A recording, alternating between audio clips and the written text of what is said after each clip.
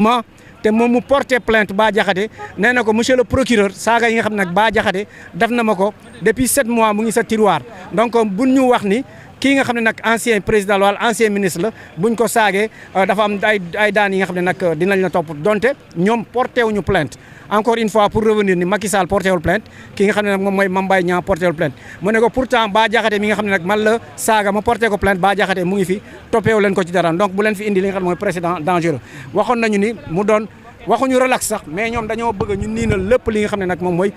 poursuite bi xam naa fii ci kanam di ngeen mën a dégg li nga xam ne nag moom mooy les avocats ndax moom bu muy joxe procureur bi le président bi muy joxe président tribunal bi bu muy wax ci li nga xam ne nag moom mooy ndogalam mooy le 4 juin ñun ci la ñuy génn salle ba waaye tam dañuy bàyyi ba xam ba ñi nga xam ne nag ñoom ñooy procureur bi ñëwaat indi maanaam les avocats je veux dire autant pour moi les avocats ñu ñëw indi ci explication yi waaye pour wax leen ni ki nga xam ne nag moom mooy Ousseynou Kairé ak Azoura Fall avocat yi taxaw yëpp ñoom wax nañu ni waxuñu relax waaye kenn warul mën a topp ñaar yee noonu ndax bu dee Azoura Fall la wax na non seulement ci kayit bi ma doon waxtaan ak yow kii Albourakh par rapport ak débat bi kan moo ko defaral kayit bi est-ce que léegi lañ gis ni dafa wopp maître Ousseynou Fall ñëw na ci même maître Ciré Clédor Ly nee na ñi nga xam ne nag ñoom ñooy enquêteurs yi ñoom ñoo demandé Azoura kan mooy sa médecin ci la leen wax tuuru médecin bi ci la ñoom enquêteurs yi ñoom ñoo convoqué médecin bi moom moo convoqué médecin bi pour mu ñëw wax ci li nga xam ne nag moom mooy dossier bi bon tuuru médecin bi mënuñu ko wax fii nii mënuñu ko exposé loolu tam il faudrait que ngeen bàyyi ci xel. ñu di leen sant les avocats ñi ngi ñëw jërëjëf Mala kontaan nañu bu baax avocat yaa ngi noonu di ñëw ñu xaarandi leen bu ko defee ñoom dinañu ñëwaat ci li nga xam ne moom mooy les faits ñëwaat ci li nga xam ne moom moo daal di am kon nag ñu taaxirlu tuuti de moment l'autre incha allah rabbi bu ko defee itam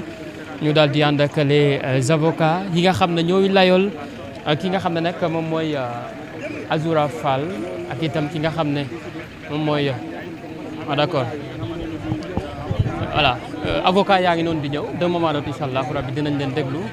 ñu daal di ñëwaat ci li nga xam ne moom mooy les faits.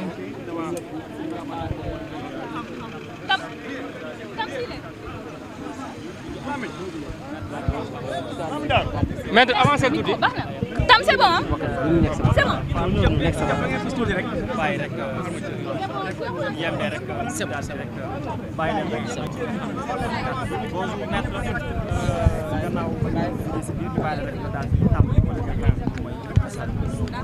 Bonjour. Le procès s'est déroulé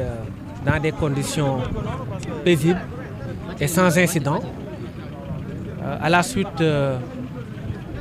du réquisitoire du procureur de la République qui a demandé à ce que M. Azoura Fall et Kairé soient condamnés à des peines de 3 mois ferme chacun pour discours contraires aux bonnes mœurs.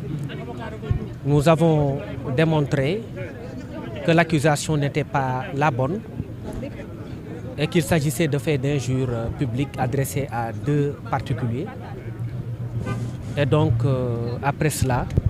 nous avons demandé à ce que Azoura Fall et Kairé soient relaxés purement et simplement. Sinon que l'action publique soit déclarée irrecevable. Ce sont des considérations techniques qu'on n'étalera pas sur la place publique. Et là, le tribunal a mis en délibéré l'affaire pour rendre son verdict à la date du 4 juin plutôt, 2025. Donc on attend la date du 4 juin pour avoir le résultat, mais le procès s'est déroulé dans d'excellentes conditions de sérénité, de respect mutuel et de cordialité. C'est ce qu'on attend aussi de la justice et tous les acteurs ont joué leur partition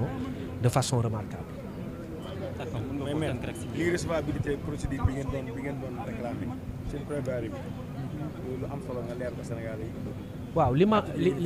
li ñu doon wax ci ce qu'on disait de l'irrecevabilité de l'action publique, c'est qu'on a estimé que ce sont des faits d'injure publique. Quand des faits d'injure publique sont commis par un particulier, sans plainte, le procureur ne peut pas prendre l'action en charge. Parce que la plainte est une condition de recevabilité des poursuites en matière d'injure ou en matière de diffamation. Le procureur a changé la qualification pour viser une qualification qui lui permet de s'autosaisir. Et c'est là où on a dénoncé un contournement de la procédure. C'est en des termes assez simples. C'est pourquoi on a estimé que les faits, à la limite, pouvaient recevoir la qualification d'injure publique. Et je le répète encore une fois, l'argument de la défense n'est pas de justifier une sortie de route de qui que ce soit. Mais il s'agissait pour la défense d'inviter tous les acteurs à se conformer aux règles de droit. Parce que quand quelqu'un injurie publiquement, ce n'est pas normal de changer la qualification pour le poursuivre. Parce que la procédure pénale obéit à une logique qui veut que tout fait puisse avoir une assise pénale. Mais quand on veut contourner des faits pour préciser, pour viser des infractions qui ne sont pas applicables, c'était le lieu pour nous de dénoncer une telle démarche du procureur de la République. Ci wolof dossier bi jugé nañ ko tey plaidé nañ ko ci condition yu dal ak respect donc procureur de la République dafa demander à ce que Azoura Fall ak Kairé ñu condamné leen 3 mois d'emprisonnement yoo xam ne dañ koy tëdd ci kaw loolu ñun ñu expliqué ni moom mi nga xamante ni moom moo jël en charge l'action publique c'est-à-dire procureur dañu jàpp ni dafa viser benn infraction boo xam ni dafa bëgg a jéggi injure publique pour ne par exemple day jàpp nit ki alors que kooku ay saaga la def saaga bu ko nit defee nit parce que ki ñu saaga particulier la Macky Sall dañ koy considérer comme particulier parce que amul benn ci droit pénal sénégalais ku ne statut ancien président de la République dañ ko protéger amul particulier la comme ñëpp